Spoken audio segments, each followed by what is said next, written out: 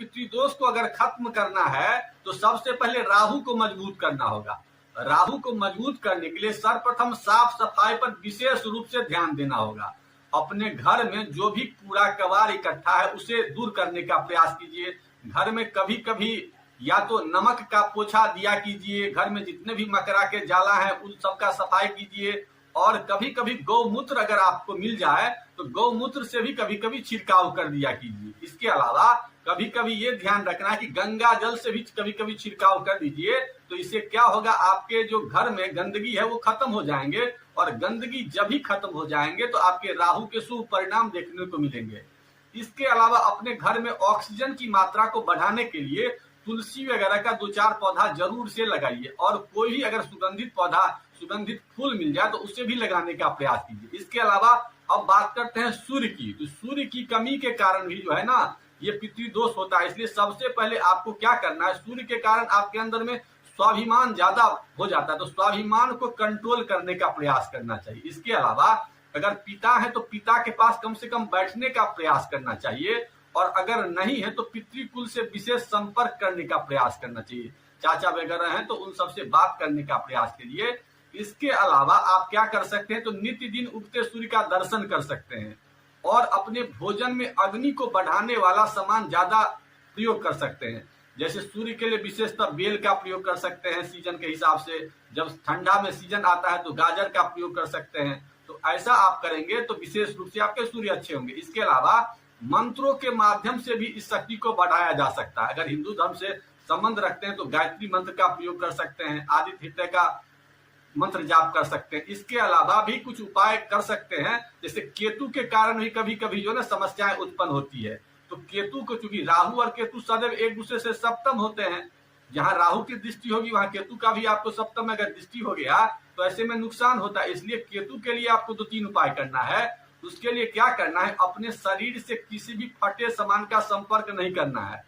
वर्ष में एक बार अपने पहने हुए जूता चप्पल का दान जरूर करना है, इससे आपके केतु ग्रह अच्छे होंगे। इसके अलावा आपको क्या करना है कि पीपल वृक्ष के पास जाकर के कुछ देर बैठने का प्रयास करें। इसके अलावा अपने घर में हल्दी वगैरह का विशेष रूप से ज्यादा मात्रा में प्रयोग किया कीजिए। इसके अलावा आप अपने पूर्वजों की जो भी मृत तिथि हो, जिस तिथि को वो गुजरे हैं, उस दिन उनके नाम पर कुछ भोजन या कुछ भी अन्न जो आपकी श्रद्धा हो, जो सामर्थ्य हो, या एक टॉफी ही क्यों ना हो जो उनको प्रिय हो, उसका दान जरूर किया कीजिए। इसके अलावा पशु पक्षी को भी दाना दिया कीजिए। पशु पक्षी को दाना देने से भी आपके जितने भी खराब प्रभाव होते हैं वो खत्म होते हैं, और आपके पितृ लोग उससे खूब आनंद महसूस करते हैं। इसके अलावा शनिवार को और अमावस्या को विशेष रूप से साफ सफाई कीजिए।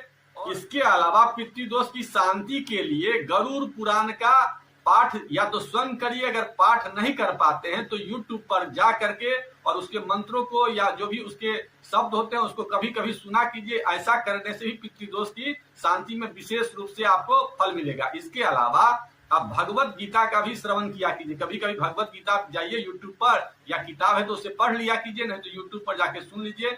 ऐसा भी करेंगे तो आपके पितृदोष जो समस्या है उस समस्या का इससे भी कमी होगा।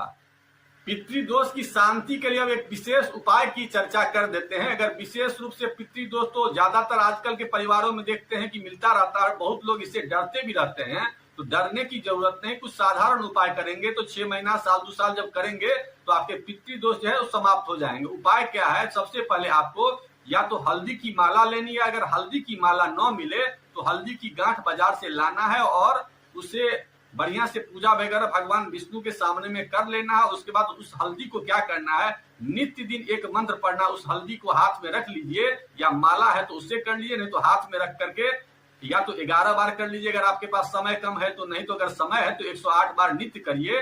और घर के जितने भी लोग हैं सब लोग मिलके करिएगा तो बहुत ही अच्छा रहेगा, जल्दी पितृदोष खत्म होगा। अगर सब लोग एक साथ नहीं, चूंकि पितृदोष जब भी होता है तो सब लोग एक साथ बैठते ही नहीं है, इसलिए जो लोग नहीं बैठते हैं तो उन्हें प्रेशर मत दीजिए। आराम से क्या करिए, पहले आप स्टार्ट कीजिए। जब आप स्टार्ट करेंगे तो कुछ ही दिनों में जब उसकी स्थिति अच्छी हो जाएगी आपके परिवार की, तो वो भी फिर करने लगेंगे। तो आप करना क्या है, एक मंत्र है उसको लिख लीजिए, ओम ग्रांग ग्रींग ग्रोंग सह गुरुवे नमः स्वाहा। ओम मंत्र है ओम ग्रांग ग्रींग ग्रोंग सह गुरुवे नमः स्वाहा। इस मंत्र का जाप करिए और हर एक अमावस्या को अगर संभव हो तो इसी मंत्र से आप स्वाहा लगा करके हवन कर दीजिए। ओम मंत्र बढ़िया से लिख लीजिए, ओम ग्रांग ग्रींग ग्रोंग सह गुरुवे नमः स्वाहा। इस मंत्र का जाप करने से आपके जो भी पितृदोष होंगे वो खत्म हो जाएंगे और आपके परिवार में सभी लोग जो भी मांगलिक कार्य रुके हुए हैं, जो भी शुभ कार्य रुके हुए हैं, आपकी कुंडली में अगर अच्छे योग हैं तो उन सब योगों का आपको शुभ परिणाम देखने को मिलेगा। इन्हीं बातों के साथ आज के एपिसोड को यहीं समाप्त करते हैं। आप लोगों के मन में किसी प्रकार के कोई क्वेश्चन हो तो उसे कमेंट बॉक्स में लिखिए, मैं उस कमेंट का जवाब देने की कोशिश करूंगा। अगर पोस्ट अच्छा लगा तो लाइक करिए।